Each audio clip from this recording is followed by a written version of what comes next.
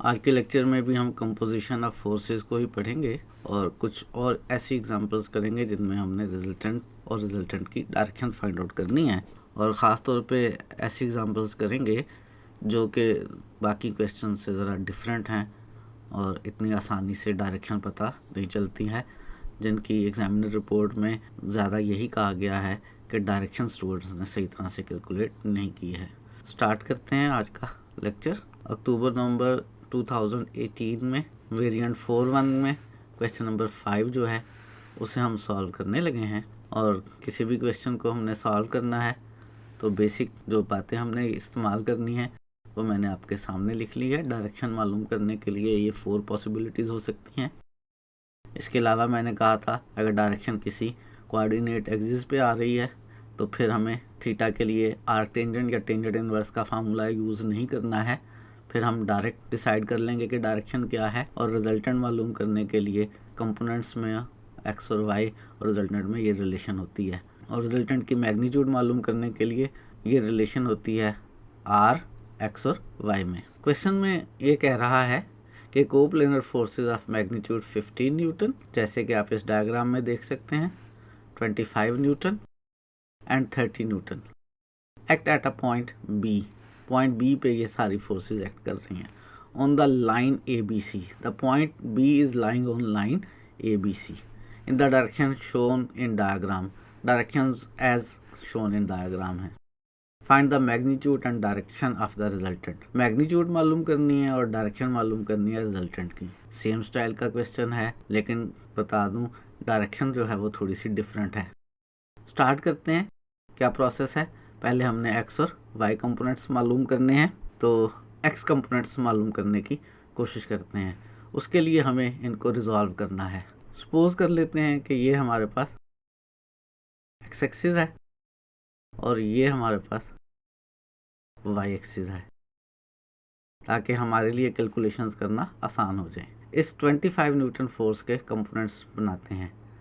इस लाइन के साथ इसका एंगल 30 बन रहा है, तो इस डायरेक्शन में जो कंपोनेंट आएगा वो हमारे पास 25 cos 30 होगा।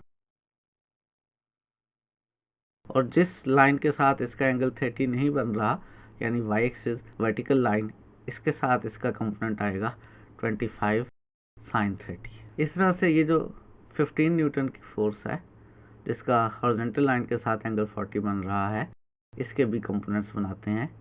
ये वाला कंपोनेंट इसका बन जाएगा 15 cos 40, एंगल के एडजेसेंट साइड है। और वाई एक्सिस की डायरेक्शन में क्योंकि एंगल नहीं बन रहा है, सो इस डायरेक्शन में the component will be 15 sin 40।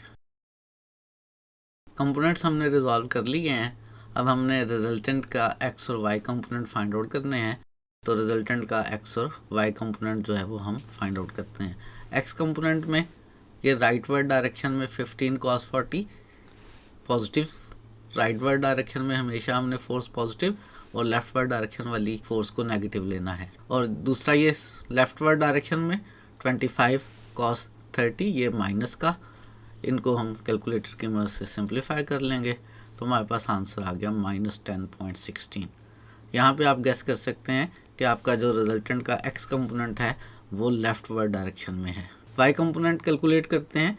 Y component के लिए हमारे पास अपवर्ड डायरेक्शन में 15 sin 40 प्लस का, फिर 25 sin 30 ये भी अपवर्ड डायरेक्शन में है प्लस का, डाउनवर्ड डायरेक्शन में 30 न्यूटन्स डाउनवर्ड डायरेक्शन में है तो ये माइनस का 30 हो गया। इसको सिंप्लीफाई करते हैं। जब हमने इसको सिंप्लीफाई किया तो -7.858 आ गया। एक्स और वाई कंपोनेंट्स फाइंड आउट कर ली हैं।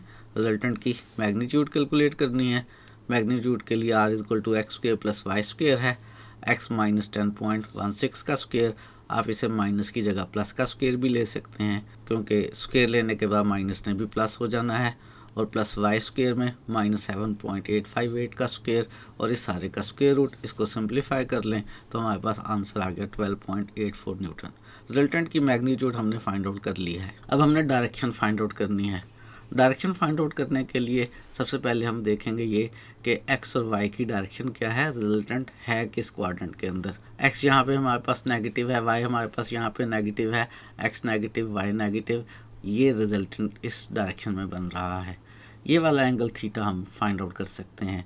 उसके लिए tangent theta is equal to Y over X, और टेंजेंट थीटा के फार्मूले में वाई और एक्स को पॉजिटिव लेंगे।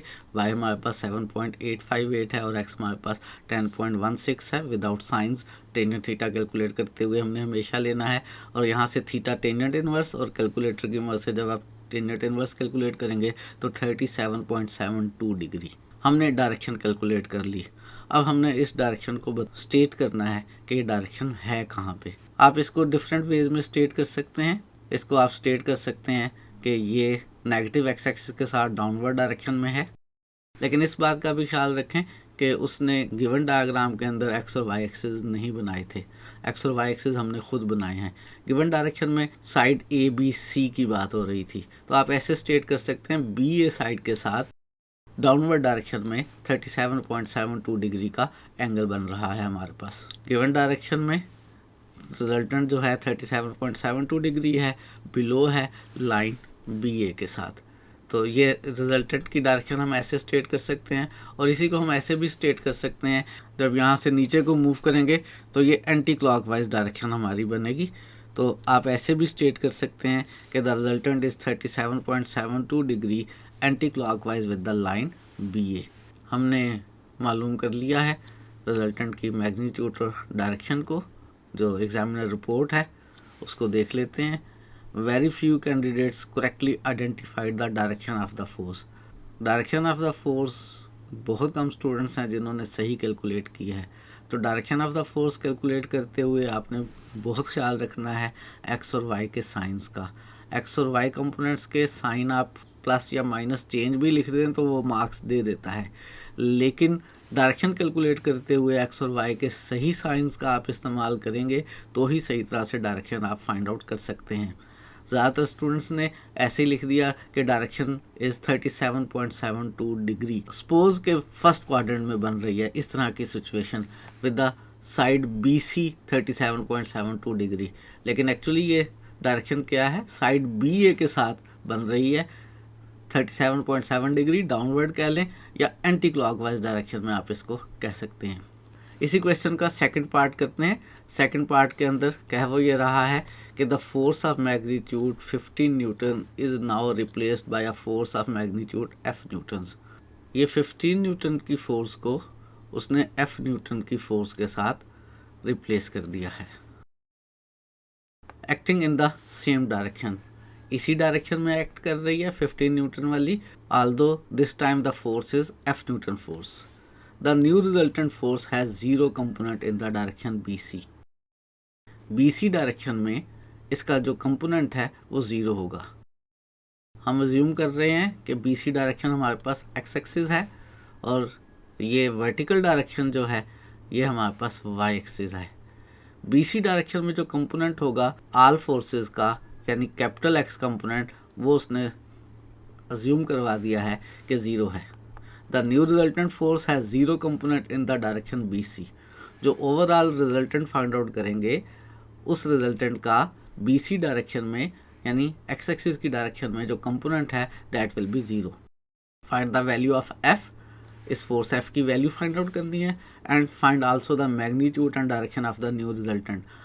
इन दिस केस जो रिजल्टेंट बन रहा है उस रिजल्टेंट की मैग्नीट्यूड और डायरेक्शन भी फाइंड आउट करनी है।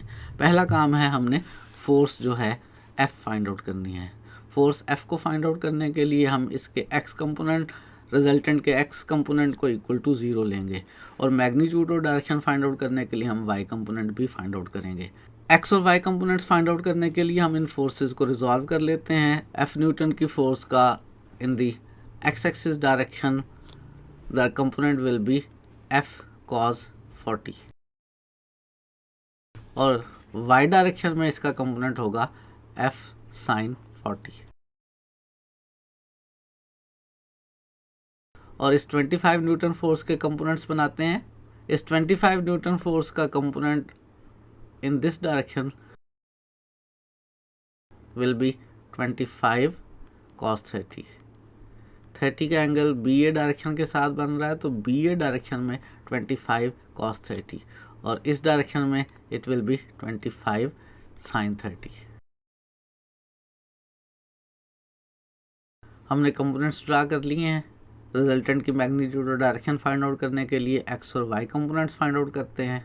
He has said that the new resultant force has zero component in the direction BC direction में कंपोनेंट जीरो है, यानी एक्स कंपोनेंट को जीरो लेके एफ फाइंड आउट करेंगे और फिर वाई फाइंड आउट करने के बाद रिजल्टेंट की मैग्नीट्यूड और डायरेक्शन फाइंड आउट करेंगे।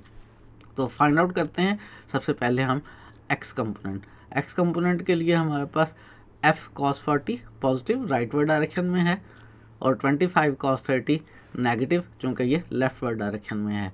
और he has said that the new resultant has zero component in the direction BC, therefore हम इस x को इक्वल टू जीरो लेंगे। यहाँ से हमने f कैलकुलेट करना है। cos 40 की वैल्यू लेंगे तो वो 0.766 आएगी और 25 cos 30 को राइट पर शिफ्ट कर लेंगे और cos 30 की वैल्यू को 25 के साथ मल्टीप्लाई कर लेंगे तो 21.65 आ जाएगा। 0.766 राइट पर जाकर डिवाइड कर देंगे और f की वैल्यू 21.65 ओवर 0.766 आ जाएगी। कैलकुलेटर से इनको हम डिवाइड कर लेंगे तो f हमारे पास 28.26 न्यूटन आ गई।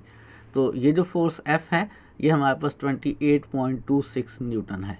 हमने फोर्स F कैलकुलेट कर ली और रिजल्टेंट का y कंपोनेंट फाइंड आउट करते हैं। y कंपोनेंट फाइंड आउट करने के लिए हमारे पास अपवर्ड डायरेक्शन में ये एक फोर्स F sin 40 है और F की वैल्यू चूँकि हम 28.26 कैलकुलेट कर चुके हैं तो 28.26 sin 40 हो गया। एक ये हमारे पास 25 sin 30 है तो ये भी 25 sin 30 पॉजिटिव हो गई और डाउनवर्ड डायरेक्शन में 30 न्यूटन नेगेटिव की है, इसको हमने -30 लिख लिया। इसको सिंप्लीफाई करते हैं कैलकुलेटर की हेल्प से तो हमारे पास y का आंसर आ गया 0.665। y की वैल्यू हमारे पास 0.665 आ गई और x की वैल्यू हमने ज़ीरो ली है। रिजल्टेंट किसके इक्वल आएगा? रिजल्टेंट x² + y² हुआ करता है। x 0 है, y 0.665 स्क्वेयर है और इस सारे का स्क्वेयर रूट लिया तो हमारे पास r रिजल्टेंट जो है वो भी बेसिकली y 0.665 न्यूटन आ गया। और फाइनली हमने डायरेक्शन मालूम करनी है रिजल्टेंट की। हमारे पास x कंपोनेंट 0 है। इस दफ़ा याद रहे टेंजेंट थीटा की मदद से फाइंड आउट नहीं करेंगे, इस दफ़ा आप डायरेक्शन जो है डायरेक्ट डिसाइड करेंगे। x 0 है और y पॉजिटिव है। y पॉजिटिव होने का मतलब है अपवर्ड डायरेक्शन में है, तो जो रिजल्टेंट है वो अपवर्ड डायरेक्शन में है। ABC लाइन पे परपेंडिकुलर है और वर्टिकली अपवर्ड है। ये रिजल्टेंट की हमारे पास डायरेक्शन आ गई, अपवर्ड डायरेक्शन हो गई। इसके लिए टेंजेंट थीटा यूज़ नहीं करना है। टेंजेंट थीटा सिर्फ उस वक्त यूज़ करना है जब हमारे पास x और y दोनों नॉन ज़ीरो वैल्यूज़ आएँ। अगर दोनों में से किसी एक की वैल्यू ज़ीरो आ जाए तो फिर आपने टेंजेंट थीटा की मदद से डायरेक्शन कैलकुलेट नहीं करनी है, बल्कि x और y में से अगर एक ज़ीरो आ गया तो लाजिम बात है डायरेक्शन दूसरे एक्सिस की डायरेक्शन में हो जाएगी। अगर x 0 आ गया तो डायरेक्शन या तो पॉजिटिव y आएगी या नेगेटिव y आएगी, और अगर सपोज करें y 0 होता तो डायरेक्शन या तो पॉजिटिव x एक्सिस आती या नेगेटिव x एक्सिस आती, यानी राइटवर्ड आती या लेफ्टवर्ड आती, वो फिर हम x के साइन से डिसाइड करते। यहाँ पे x 0 हो गया था, y का साइन पॉजिटिव आया, इसका मतलब अपवर्ड डायरेक्शन में पॉजिटिव y एक्सिस की तरफ रिजल्टेंट की डायरेक्शन है और मैग्नीट्यूड 0.665 न्यूटन है। आज के लिए इतना ही, मज़ीद चीज़ें सीखेंगे आने वाले दिनों में।